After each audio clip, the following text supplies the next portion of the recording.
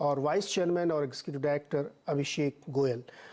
स्वागत है आप दोनों लोगों का सर। और थोड़ा सा जानकारी बता दें अपने दर्शकों को, ट्रैक्शन टेक्नोलॉजीज का आईपीओ का सेकेंड डे है आज और कल बंद होगा। 309 करोड़ रुपए रेस करना चाहते हैं और ये पूरी तरीके से ओएफएस है, यानी एग्जिस्टिंग इन्वेस्टर और प्रमोटर इसमें से एग्जिट ले रहे हैं, फ्रेश कैपिटल नहीं होगी। प्राइस बैंड 75 से 80 है एक के पेड अप पे। अगर इसको 10 में कन्वर्ट करें तो 750 से 800 का ये शेयर है। प्रमोटर होल्डिंग अभी 50.93 है, इशू के बाद घट के 35.65% हो जाएगी। चलिए अब इस पे बारे में बातचीत करते हैं। नेहा जी, पहले तो बिल्कुल बेसिक हमारे दर्शकों को ब्रीफली समझाइए कि आपकी कंपनी क्या काम करती है।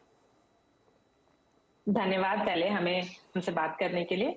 सो ट्रैक्शन एक प्राइवेट मार्केट इंटेलिजेंस प्लेटफॉर्म है। अगर मैं इसका समझाऊं तो अगर किसी को आज पब्लिक मार्केट में इन्वेस्ट करना है तो बहुत सारे प्लेटफॉर्म्स एग्जिस्ट करते हैं जिसमें कि उनको कंपनी के बारे में इंफॉर्मेशन मिलती है, उस सेक्टर के बारे में इंफॉर्मेशन मिलती है।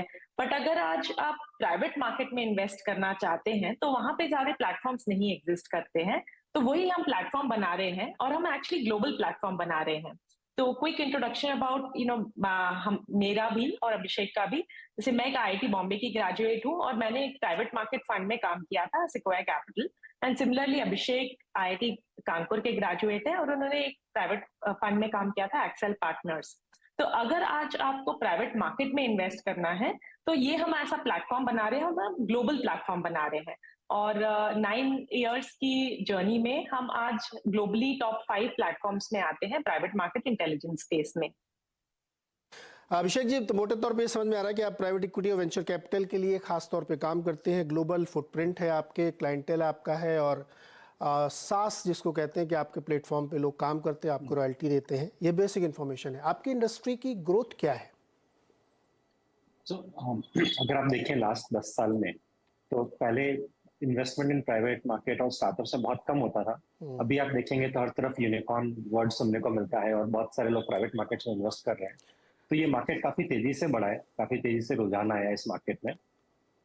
और आज की तारीख में कम से कम भी दुनिया भर में एटलीस्ट 1 लाख फर्म्स हैं जो प्राइवेट मार्केट में इन्वेस्ट करती है। इसके अलावा हम बहुत सारी लार्ज कॉर्पोरेट्स के साथ भी काम करते हैं जो फॉर्च्यून 500 हो गए दुनिया भर में, एंड उनकी M&A टीम्स हमारे साथ काम करती हैं जो इनोवेटिव कंपनीज को ट्रैक करना चाहती है और उनके अंदर या तो इन्वेस्ट करना चाहती है या उनको खरीदना चाहती है। तो हम जो भी पार्टी इनोवेशन और प्राइवेट मार्केट्स के बारे में कदर करती है, हम उन सबके साथ काम करते हैं आज की तारीख में। ओके, अभिषेक, क्या आपके बिजनेस में कोई एंट्री बैरियर है या ओपन एक्सेस है? आई मीन टू से व्हाट इज द मोट? नहीं, इफ अगर आप देखेंगे कि जैसे पब्लिक मार्केट्स में इन्वेस्टर के पास डेटा है, बहुत सारी कंपनीज हैं बड़ी बड़ी, एंड आप अच्छा क्वालिटी ऑफ डेटा बनाना बहुत आसान नहीं होता है। एंड इसीलिए जो कंपनीज हैं आप देखेंगे अगर वो 30-40 साल से बड़ी होती जा रही है पब्लिक मार्केट में और जैसे जैसे प्राइवेट मार्केट बड़ा हो रहा है, तो वहां पे भी एक बहुत बड़ी अपॉर्चुनिटी है कि आप एक एंटरप्राइज ग्रेड डेटा बना पाओ जिसको देख के इन्वेस्टर्स उस पर ट्रस्ट कर पाए और उसको यूज करके इन्वेस्टमेंट कर पाए अपना। ये एक आसान काम नहीं होता है। इसीलिए आज प्राइवेट मार्केट में गिनी चुनी 5-6 कंपनीज हैं जो थोड़ी सी मीनिंगफुल स्केल पे आ पाई है। नेहा जी, अगर इतना अच्छा आउटलुक है, इतना अच्छा बिजनेस है और टॉप 5 में आप शामिल हैं, तो फिर बेच क्यों रहे लोग शेयर, और इंक्लूडिंग प्रमोटर? तो जब आप ये प्लेटफॉर्म बिल्ड करते हो तो हमने वेंचर कैपिटल फंडिंग रेज की थी ये प्लेटफॉर्म बिल्ड करने के लिए, बिकॉज ये ग्लोबल प्लेटफॉर्म बनाने के लिए इनफ टेक्नोलॉजी में इन्वेस्ट करना पड़ता है, एनालिस्ट टीम में इन्वेस्ट करना पड़ता है, डेटा टीम्स में इन्वेस्ट करना पड़ता है। तो हमने अपने हिस्ट्री में 113 करोड़ का प्राइवेट मार्केट में इन्वेस्टमेंट लिया था। हम बहुत फॉर्चुनेट थे कि हमें बहुत रिस्पेक्टेड एंजल्स की बैकिंग मिली थी। फंड्स की तरफ से हमें एलिवेशन, एक्सेल, सिकोया की बैकिंग मिली थी। एंजल इन्वेस्टर्स में मिस्टर रतन टाटा, मिस्टर नंदन नीलेकनी, फ्लिपकार्ट के फाउंडर सचिन बंसल, बिनी बंसल, ये हमें इनिशियल जर्नी में हमें सपोर्ट किया है। अभी इन्वेस्टर्स के टाइमलाइन होती है, तो कुछ इन्वेस्टर्स हमारे जो फर्स्ट फंड रेज था वो 9 साल पहले था। एंड अभी हमारी कंपनी एक्चुअली अगर आप देखो तो उसकी मतलब उसका मार्जिन एक्सपैंड हुआ है, वो प्रॉफिटेबल हो गई है मोर रिसेंटली। तो इसलिए अभी जो थोड़े इन्वेस्टर्स एग्जिट करे हैं, इन्वेस्टर्स फिर भी 26% स्टेक ओन करते हैं after the IPO as well. Promoter भी बेच रहे हैं इसमें, और राइट, आप भी बेच रहे हैं इसमें? हाँ, और अगर हम एक्चुअली 200 प्रमोटर की फिर भी होल्डिंग 35% प्लस है even after IPO, so we will continue to be the largest share holders. और हमारे बिजनेस की आई थिंक प्राइमरी, जैसे हम अपने बिजनेस के ग्रोथ के लिए एग्रेसिवली इन्वेस्ट करते हैं, बट आई थिंक हमारी बिजनेस की 2-3 इंटरेस्टिंग कैरेक्टरिस्टिक है जिससे कि जो बिजनेस का ग्रोथ है वो उसके कैश जनरेशन से ही फंड हो जाता है। एक तो है हमारा यूएसडी रेवेन्यू, तो हमारा 70% रेवेन्यू इंटरनेशनल होता है, प्राइमरली यूएसडी। तो हम एंजॉय करते हैं कॉस्ट एडवांटेज की make in India sell globally, तो हमारा पूरा कॉस्ट स्ट्रक्चर इंडिया में है और हमारी रेवेन्यू ज्यादा यूएसडी में है। सो ये कॉस्ट आर्बिट्राज हम एंजॉय करते हैं। सेकंड, अगर आप देखोगे हमारा मार्जिन लास्ट 3 साल से काफी लीनियर एक्सपैंड हुआ है, from -36% PAT to near break even last year. तो ये क्वार्टर हमारा पॉजिटिव हो गया है। ये एक सेकंड इंटरेस्टिंग कैरेक्टरिस्टिक है कि मार्जिन एक्सपैंड होता रहा है। और थर्ड है कि हम कंपनी फ्री कैश फ्लो भी जनरेट करती है। तो कंपनी क्या, बिकॉज हम सब्सक्रिप्शन करते हैं तो हम प्रीपेड चार्ज करते हैं एंटरप्राइजेस से, तो द कैश फ्लो वो पॉजिटिव रहता है। तो लास्ट ईयर हमने 5 करोड़ का फ्री कैश फ्लो जनरेट किया था अगर आईपीओ एक्सपेंस हटाते हैं जो रीइंबर्सेबल टू द कंपनी, एंड वो बढ़ के अभी 5.9 करोड़ हो गया इन द फर्स्ट 3 मंथ्स। तो दो हम काफी एग्रेसिवली इन्वेस्ट करते हैं ग्रोथ में। अगर आप लास्ट 12 महीने देखो तो हमने अपनी टीम साइज 150 से इंक्रीज की है, but still the cash generated by the business is basically able to sustain all the growth. एक सवाल बहुत दर्शक पूछते हैं कि जो इस तरीके के स्टार्टअप कंपनीज है, बहुत सारी कंपनीज अभी रिसेंटली लिस्ट भी हुई हैं, उनकी अगर आप बैलेंस शीट देखें तो लगातार लॉस मेकिंग होती हैं। आपका भी है, FY22 तक आप लॉस मेकिंग है, एबिटा लॉस तगड़ा है आपका, लेकिन लास्ट के जब आईपीओ आने वाला तो उसके 1-2 महीने पहले वो प्रॉफिट में दिखने लगते हैं। ये कैसे होता है एक्चुअली अभिषेक? अगर हम इसके बारे में बात करें तो हमारा बिजनेस में क्या है, सारा रेवेन्यू डॉलर डिनोमिनेटेड है, सो काफी सारा रेवेन्यू बाहर से आता है। तो उस केस में ऐसा होता है कि कंपनी के पास काफी, और कॉस्ट इंडिया का होता है, तो काफी जल्दी कंपनी गैप कवर कर लेती है। अगर आप देखेंगे तो हमारा हर क्वार्टर एबिटा एक्सपेंशन हुआ है। जैसे आप first quarter of this year versus first quarter of last year देखते हैं तो हमारा एबिटा 9% इंक्रीज हुआ है। ये सब इसीलिए हो पाता है बिकॉज डॉलर से रेवेन्यू आता है, आप वहां पे बेचते हैं, वहां के लिए वहां की पेबिलिटी ज्यादा होती है और यहाँ पे कॉस्ट कम रहती है। एंड ये हमने आईटी कंपनी से भी देखा है कि उसकी वजह से काफी मार्जिन बच जाता है। एंड हमारे साथ भी वही एडवांटेज हो रहा है इसलिए। और ऐसा नहीं है कि सिर्फ इसी क्वार्टर में हुआ है, अगर आप ये तो 12 महीने पहले से आज के बीच में इतना एबिटा एक्सपेंशन हुआ है। एंड फ्री कैश फ्लो भी देखेंगे तो ये होता है। तो ऐसा नहीं है कि एक क्वार्टर हुआ है, क्वार्टर एंड क्वार्टर, साल ब साल हमारा मार्जिन एक्सपेंशन हुआ है और फ्री कैश फ्लो इंक्रीज हुआ है। तो एकदम स्ट्रेट लाइन है between revenue and cost. Last 3 साल में हमारी रेवेन्यू 30% केगर से इंक्रीज हुआ है, कॉस्ट 5% केगर से इंक्रीज हुई है। तो कंसिस्टेंटली मार्जिन एक्सपेंशन हुआ है। ये एक ऐसा नहीं है कि एक पीरियड में ऐसा सडनली ऊपर आ गया और फिर ये तो कंसिस्टेंटली 3 साल से ऐसे ही हो रहा है। आप इस quarter to last year same quarter देख लें तब भी सेम स्टोरी है। तो काफी लीनियर सी एबिटा एक्सपेंशन की जर्नी है और इंक्रीजिंग कैश फ्लो की जर्नी है। अभिषेक ठीक कह रहे हैं आप, लेकिन एक्सपेंसेस आप देखिए तो थोड़ा एलिवेटेड लेवल पे है, नेट इनकम आपकी रादर डाउन ही है। लेकिन आपने एक बात कही अभी कि आपका, नहीं आपसे सवाल है मेरा, कि आपका रेवेन्यू डॉलर में आता है और ज़्यादातर करीब 70% आप फॉरेन से लेते हैं, खासतौर पे यूरोपियन जोन से। वहाँ तो आजकल बड़ी स्थिति ख़राब है, क्या अभी भी वैसा ही बिजनेस चल रहा है, दिक्कत नहीं आएगी आगे? तो अभी तक तो हमें कुछ बिजनेस में नहीं दिखा है बिकॉज मतलब जैसे यूएस हमारा लार्ज मार्केट है, 27% हमारा रेवेन्यू यूएस से आता है और यूरोप एंड एपैक से 44% रेवेन्यू आता है, 30% इंडिया से आता है।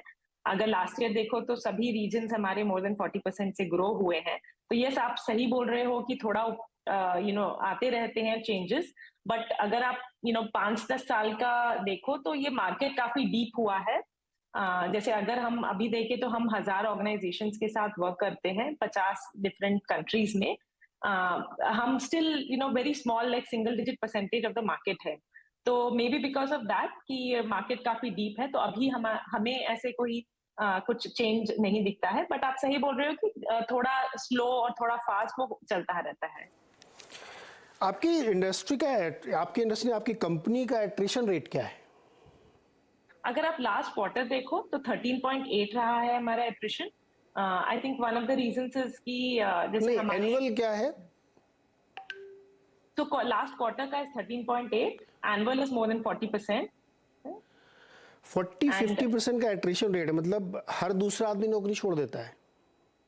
तो इसका ये है, I think one of the reasons is कि जैसे हम ये डेटा बिल्ड करने के लिए हमारे पास बहुत सारे हम फ्रेशर्स 1 ईयर 2 ईयर के एक्सपीरियंस के लोगों को हायर करते हैं, उसमें टिपिकली हमने देखा है कि एट्रिशन थोड़ा काफी हाई रहा है। एंड एक दो चीज जो हम करते हैं जो हमें काफी हेल्पफुल लगती है, एक तो है कि आप अप्रेजल करते हो, तो आप जो अच्छे परफॉर्मर्स हैं उनको ग्रो करते हो ऑर्गेनाइजेशन में। और एक और जो करते हैं कि हमारे ईसॉप पूल है, जो सीनियर मैनेजमेंट है, हम बिल्ड करते हैं लॉन्ग टर्म अलाइनमेंट। तो अगर आप हमारे सीनियर मैनेजमेंट को देखो, सीएक्सओस को देखो, तो वो हमारे कंपनी के जर्नी के काफी अर्ली सालों से अब तक हैं।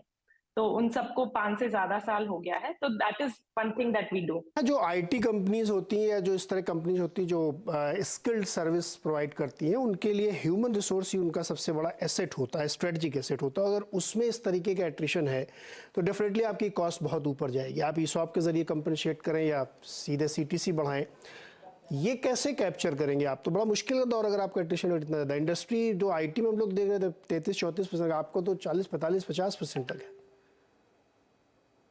तो एक हमारे जो बिजनेस का डिफरेंस है, हमारा सर्विसेज नहीं है, प्रोडक्ट है।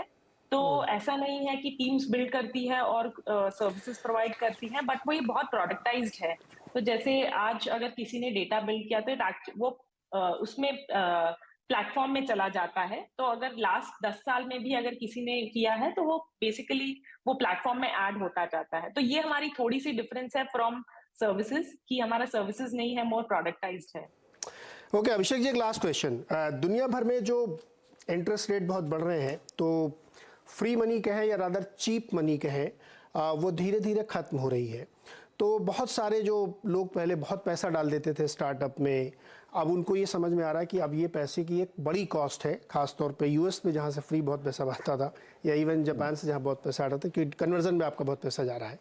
तो बिजनेस एनवायरनमेंट आपको लगता है कि अभी भी कंफर्टेबल है, क्योंकि अब वो चीप मनी तो रही नहीं? नहीं, सो वो ग्लोबल मैक्रो में जैसे लिक्विडिटी चेंज होती है तो सारे बिजनेसेस पब्लिक प्राइवेट सब में इम्पैक्ट आता है। बट जो इन्वेस्टर है वो तो ये चाहते हैं कि जो भी एसेट क्लास अच्छा करिए उसमें पैसे डालें। तो जो प्राइवेट मार्केट एसेट क्लास है वो काफी अच्छा कर रही है ग्लोबली सब जगह। तो आई थिंक हम ये देख रहे हैं कि प्राइवेट मार्केट में लोग जो इंटरेस्ट है वो हाई रह रहा है रिस्पेक्टिव मार्केट कंडीशन। इसके अलावा आई थिंक जो प्राइवेट मार्केट के फंड्स होते हैं उनका लाइफ साइकिल थोड़ा लंबा होता है। जब एक इन्वेस्टर प्राइवेट मार्केट के फंड को पैसे देता है तो वो 8 से 10 साल के लिए देता है। तो उसकी वजह से वो पैसा तो ऑलरेडी कमिटेड है, तो वो सिक्लिसिटी को थोड़ा सा हैंडल कर लेता है because of long. These are all close ended funds. तो ऐसा नहीं कि ओपन एंडेड है, आज डाला कल निकाल लिया किसी ने। तो मोस्टली ये सब क्लोज एंडेड फंड्स रहते हैं, तो इनका जो साइकिल सिक्लिसिटी है वो कम रहता है relatively as compare to other funds. So market में जब भी इम्पैक्ट आएगा तो बाकी लोग ज्यादा इम्पैक्ट होंगे, ये मार्केट थोड़ा सा कम इम्पैक्ट होता है। तो उसकी वजह से एक स्टेबिलिटी रहती है मार्केट में। ओके नेहा और अभिषेक, बहुत बहुत शुभकामनाएं आपको आपके इस इशू के लिए, और उम्मीद करते हैं कि आपका बिजनेस बहुत अच्छा ग्रो करे और ये सब जो समस्याएं हैं धीरे धीरे सब साइड हो जाएंगी। बहुत बहुत शुक्रिया हमारे साथ जुड़ने के लिए।